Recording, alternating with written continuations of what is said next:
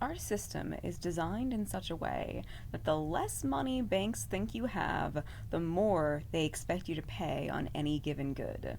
The better your credit score, which is tied to your income, when you can afford to pay your bills, you can afford to maintain good credit, the better APR you can qualify for, the less money you end up paying.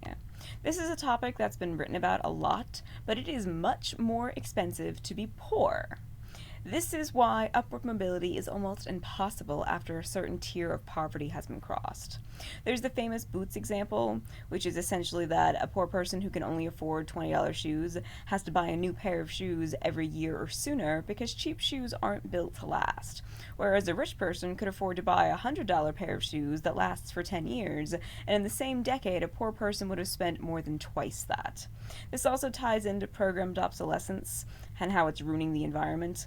It's absolutely fucking wild that it's normal for companies to upcharge for shitty goods knowing they will wear out, counting on them wearing out, and filling up our landfills, instead of the priority being to design a long lasting, affordable piece of equipment so overall production can be limited.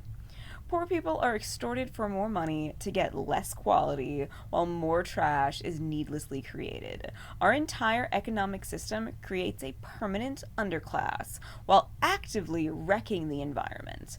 How anyone stands by this system as if it is the best is baffling to me. Poor folks are also extorted for higher rent costs. Studies have shown that landlords will upcharge rents in low income areas far beyond the actual value of the property. As of 2018, most low income households spent at least 50% of their income on housing alone. So, one health emergency, one car issue, etc., and they are stuck with the choice between rent or other bills.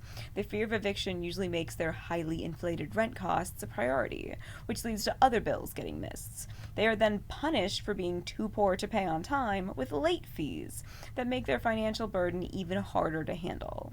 Again, this is why upward mobility is practically impossible for most poor folks. You can't save up when you're barely even making enough to survive, and every misfortune is punished by deepening debt.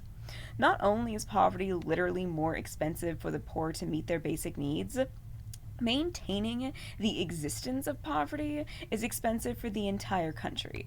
As I mentioned in my How's the Homeless video, it's literally cheaper to provide suitable housing for the homeless than it is to maintain the costs associated with human beings being forced to live on the streets. On a related note, every dollar spent on reducing child poverty would save the country $7 in terms of the economic cost of poverty.